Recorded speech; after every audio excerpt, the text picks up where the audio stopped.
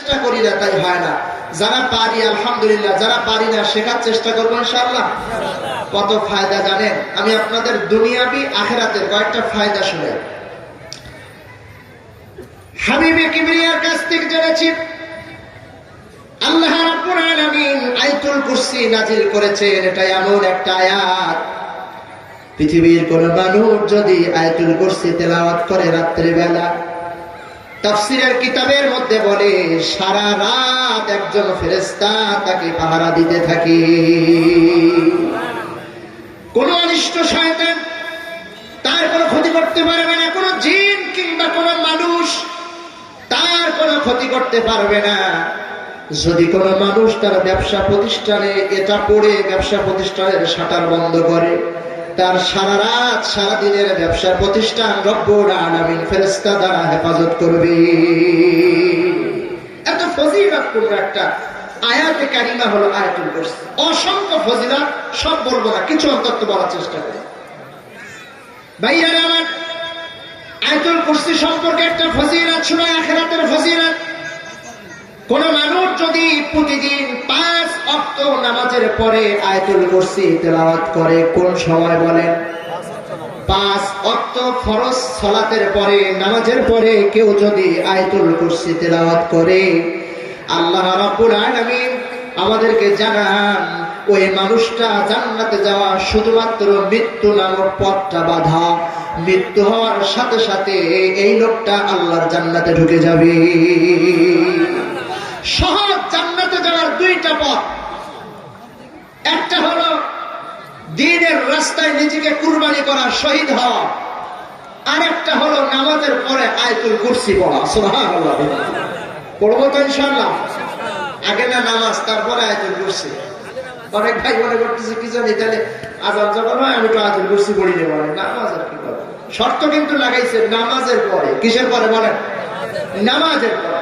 বাইরে আমার প্রশ্ন হতে পারে, হুজুর জান্নাত তো অনেক পরে, হিসাব নিকাশ, হাসর নাসর, কবর, মিজান, এরপরে না জান্নাতের কথা আসবে?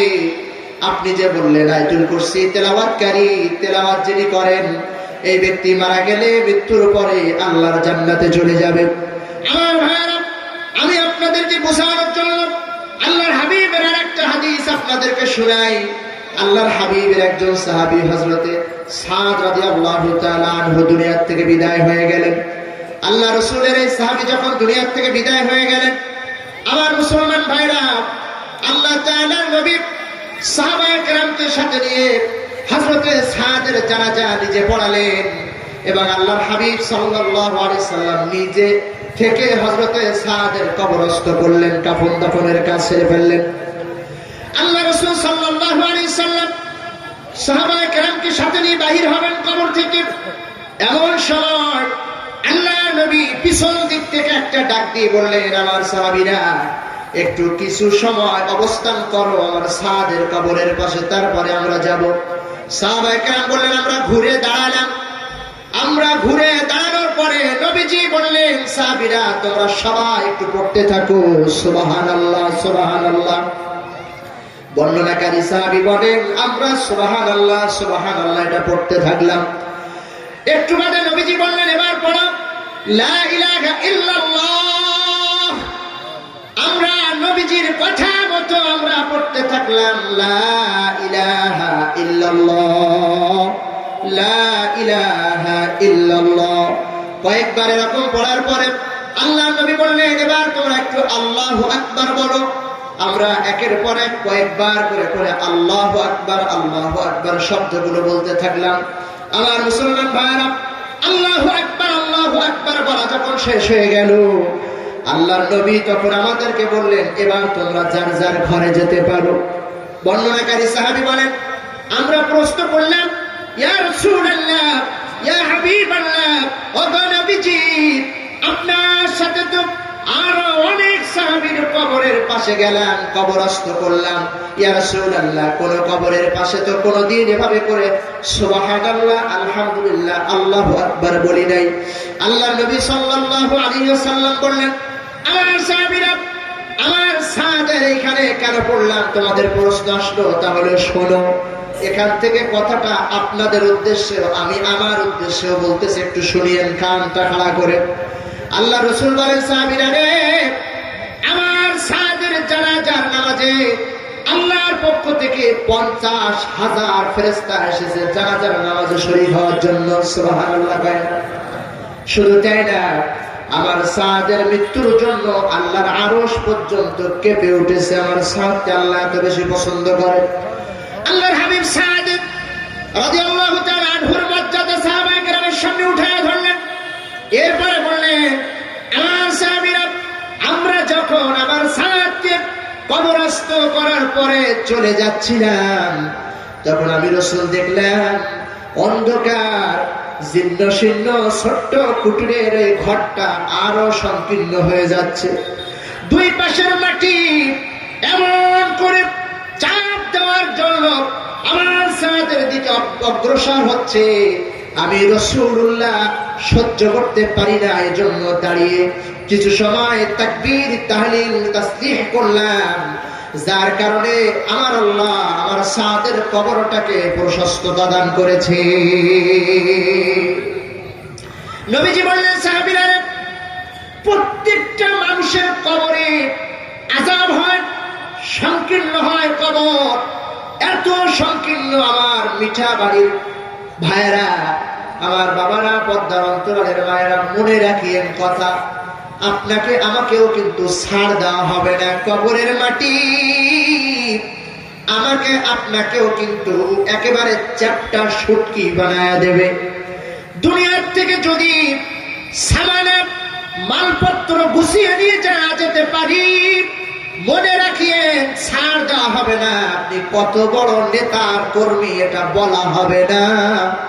আপনাকে দুই পাশের অন্ধকার ঘরে রেখে দুই পাশের মাটি এমন করে চাপ দিবে যে আপনাকে সাহায্য করা আর পৃথিবীর কেউ থাকবে না।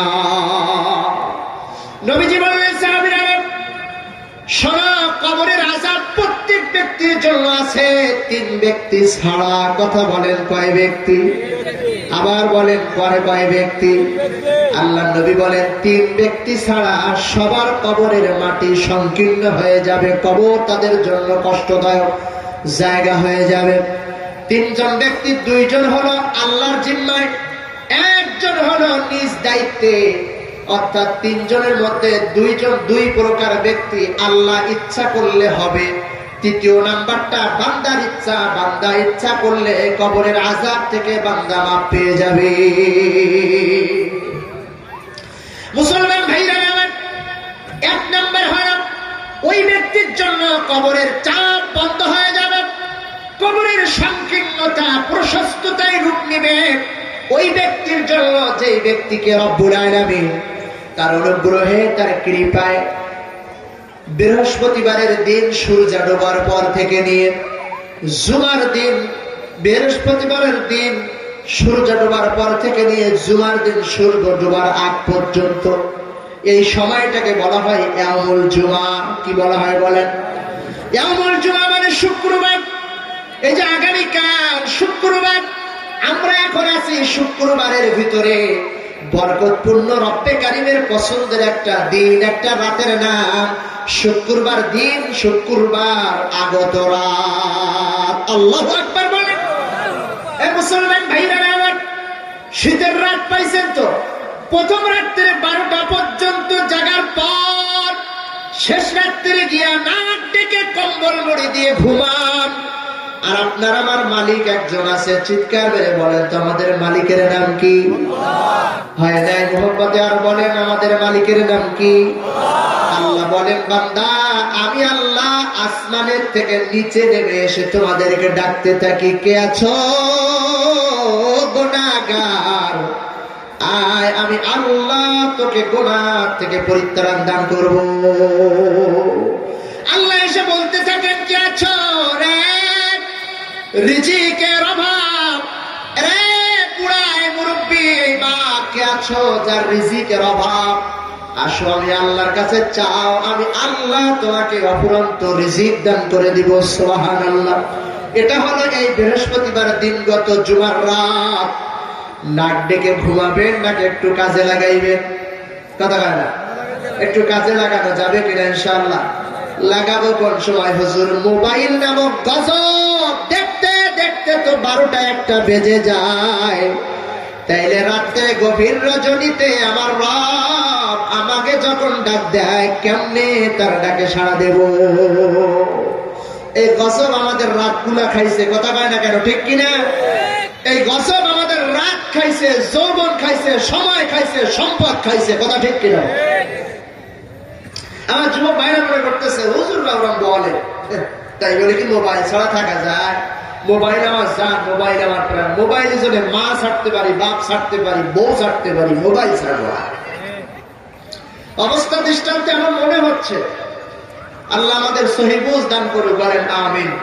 ভাইরানে আমার, শেষ রাত্রে বেলা আল্লাহ জুমার রাতে আসেন এবং বান্দাকে ডাকতে থাকেন। কথাটা একটু দিল থেকে বোঝার চেষ্টা করেন, আবেগ দিয়ে বোঝেন যে রব্বুল আলামিন আমাদের মালিক, আমরা গোলাম। আমরা কি গোলাম? আর আমাদেরকে আমার মালিক এসে এসে বলেন, ও এই গোলাম, তোর কি চাহিদা আছে বল, আমি আল্লাহ পুরা করে দেব। সুবহানাল্লাহ। আল্লাহর হাবিব বলেন, সাহাবীরা, এই জুমার দিনে কিংবা রাত্রে বেলা কেউ যদি মৃত্যুবরণ করে আর সূর্য ডোবার আগেই যদি তাকে কবরস্থ করা হয়, আল্লাহর রাসূল বলেন তার কবরের মাটির বিরাট চাপ থেকে রব্বুল আলামিন তাকে হেফাজত করবে।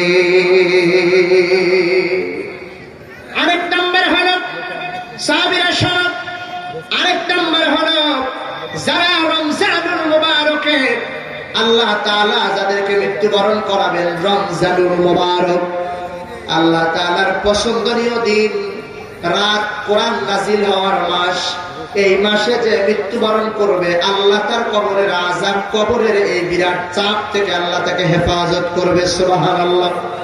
তৃতীয় নাম্বার, যেটা বান্দার ইখতিয়ার, বান্দা ইচ্ছা করলে কবরের আযাব থেকে মাফ পাওয়ার চেষ্টা করলে আল্লাহ তারে মাফ করবে।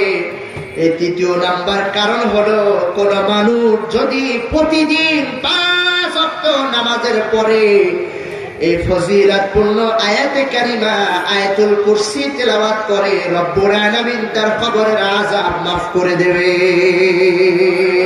আল্লাহু আকবার। পারবো তো ইনশাআল্লাহ? ইনশাআল্লাহ পারবো তো? ফজর তো পড়ি না।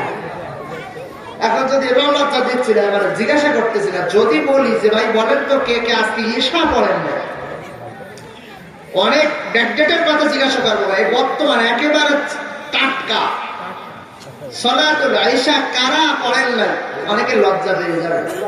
আলহামদুলিল্লাহ, আশা করতেছি আজকের আমার শ্রোতারা সবাই পড়েছে। না পড়ে থাকলে অন্তত হলেও মাহফিল শেষ করে পড়ে তারপরে ঘুমাবো।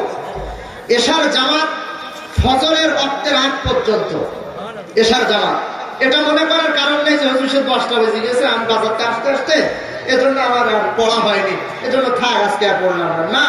ফজরের ওয়াক্তের আগ পর্যন্ত হলো এশার নামাজ। মনে থাকবে তো ইনশাআল্লাহ? তাহলে পড়ে ঘুমাবো, তার কথা পায় না। এই শীতটি হুজুর আমার উজু করাবে, চিন্তা করেছেন? পড়ে ঘুমাবো ইনশাআল্লাহ। যারা পড়ি নাই আল্লাহ কবুল করুক, বলে না আমিন। আসেন, এটা হলো আখিরাতের একটা বিরাট মর্যাদা এই আয়াতুল কুরসি তেলাওয়াতকারীর জন্য। দুনিয়াবি আরেকটা ফায়দা শুনাই, কষ্ট হবে না তো?